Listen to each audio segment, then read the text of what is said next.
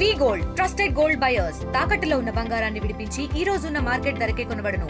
మరిన్ని వివరాలకు సంప్రదించండి 7771077720.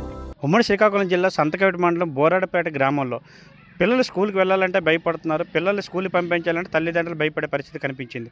ఇక్కడైతే నిన్న పెద్ద ఘోర ప్రమాదం అయితే తప్పింది. ఆ ఘోర ప్రమాదం ఏంటనేది దీంతో పాటు మనతో పాటు గ్రామస్తులు అయితే ఉన్నారు, వాళ్ళతో మాట్లాడే ప్రయత్నం చేద్దాం. సార్ చెప్పండి, నిన్నైతే ఏటా ప్రమాదం జరిగింది ఇక్కడ? ఇంతకుముందు ఈ సమస్య ఎవరికైనా చెప్పడం జరిగిందా? ఇంతకుముందు ఈ సమస్య అనేక మంది ఈ టీవీ వాళ్ళు వస్తే వాళ్ళకి చెప్పడం జరిగింది.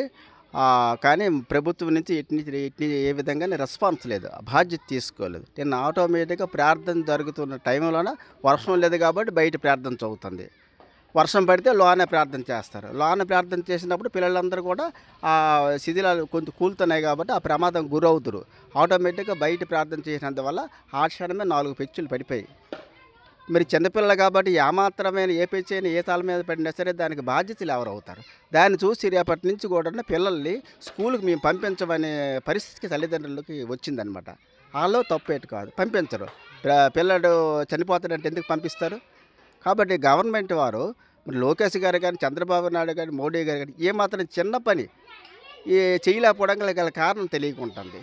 మీరు కట్టలేని పరిస్థితుల్లోనే శిథిలాన్ని స్కూల్ కూల్చేస్తే ప్రమాదం జరగకుండా ఉంటుంది. ఏదో రకంగా లేకపోతే షెడ్ ఏదో వేసుకొని మేము గ్రామస్తులమైనా చేస్తాం. కాబట్టి ఇన్ని బాధ్యతలు పడిన గవర్నమెంటు, ఇంత సొమ్ము ఖర్చు పెట్టిన గవర్నమెంటు, పిల్లలకి ఇన్న సదుపాయాలు చేసిన గవర్నమెంట్ ఈ స్కూల్ విషయంలోనే ఎందుకు సదుపాయం చేయకుంటుంది? ఈ చిన్న విషయం దయచేసి నారా లోకేష్ కానీ, చంద్రబాబు నాయుడు కానీ మా తాలూకు పరిస్థితిని అర్థం చేసుకొని మీరు ఏదో ఒకటి మేలు చేస్తే మీ పేరు ఉంటుంది. మీరు చెప్పండి పెద్దయిన, ఇది ఎప్పటి స్కూల్? ఇది మీరు ఇప్పుడు ఎందుకు భయపడాల్సిన పరిస్థితి వస్తుంది చెప్పండి. ఈ స్కూల్ కట్టి సుమారు 40 సంవత్సరాలు అయిందండి. ఇందులో మేము చదువుకున్నాము. ఇది బాగా శిథిలమైపోయింది. నిన్న ప్రేయర్ జరుగుతుండగా ఆ పెట్టగోడ ఆ సైడు పడిపోయింది. ఎవరూ లేరు కాబట్టి ప్రమాదం తప్పింది. ఇది జరిగిన తర్వాత ఇంటికాడ తల్లిదండ్రులు పిల్లలు తోలడానికి చాలా భయపడుతున్నారు. కాబట్టి ఇప్పటికైనా ప్రభుత్వం స్పందించి ఈ బిల్డింగు పడగొట్టేసి ముందు పడగొట్టియండి, తర్వాత మాట్లాడవచ్చు. తర్వాత మా విన్నపాన్ని మీరు మన్నించి దీన్ని వేగంగా చేస్తే మేము కూటమి ప్రభుత్వం కోరుతున్నామండి. ఇంతకుముందు ఏదైనా ప్రమాదం జరిగింది స్కూల్లో? అంటే మొత్తం మొదటికాంచి ఏదో ఒకటి పడుతూనే ఉందండి. ఇప్పటికీ జరగలేదు, ఇంకా జరగకూడదు మా ఇది అది. ఇప్పటికైనా సరే ప్రభుత్వం స్పందించి దీన్ని ఇచ్చేస్తే మేము కోరుతున్నాం గ్రామం తరపున. నా తరపు మా ఊరు మొత్తం నా తరపు అనుకోండి అలాగా. అది ఎవరైనా అలాగే మాట్లాడతారు. మరి మీరు దయచేసి ఈ స్కూల్ వేగంగా ఇచ్చేస్తే మేము మరీ కోరుతున్నాం. ఇదే విషయం సంబంధించి అయితే స్కూల్ హెచ్ఎం గారు ఉన్నారు, ఆయనతో మాట్లాడే ప్రయత్నించారు. సార్ చెప్పండి, నిన్నైతే మాత్రం పెద్ద ఘోరం తప్పిందని చెప్పుకోవచ్చు. అసలు ఈ స్కూల్ విషయంపై ఎప్పుడైనా అధికారులు మీరు దృష్టి పెట్టారా? ఇంతకుముందు కూడా ఈ స్కూల్ని ఎంతోమంది అధికారులకు చెప్పడం జరిగింది. దీన్ని డిస్మాంటిల్ చేస్తామన్నారు, ఇంకా చేయలేదు. నిన్న ప్రేయర్ జరుగుతున్న ప్రాంతంలో మేము ప్రేయర్ పక్కన జరుగుతుంది, ఆ పక్కన పెచ్చులు రాలాయి.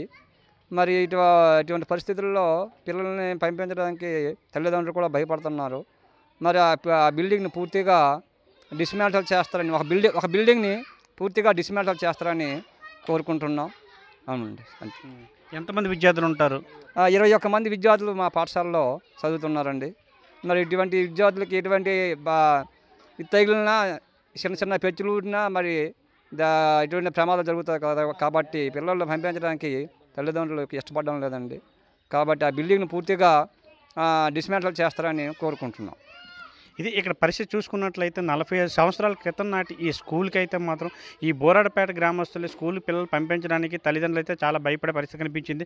నిన్నైతే పెద్ద సంఘటన జరిగే పరిస్థితి కనిపించింది.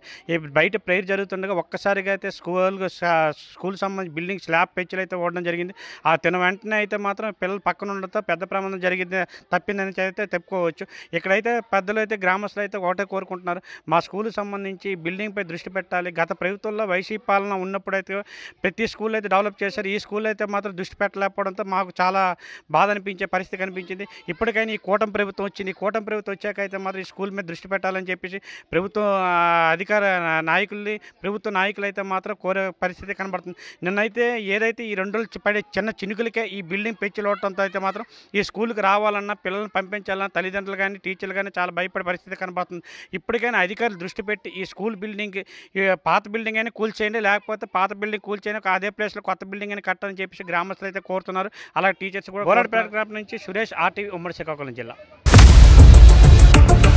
ఇండియా పాకిస్తాన్ ఉద్రిక్తతలపై లేటెస్ట్ అప్డేట్స్ కోసం డౌన్లోడ్ చేసుకోండి RTV లైవ్ యాప్.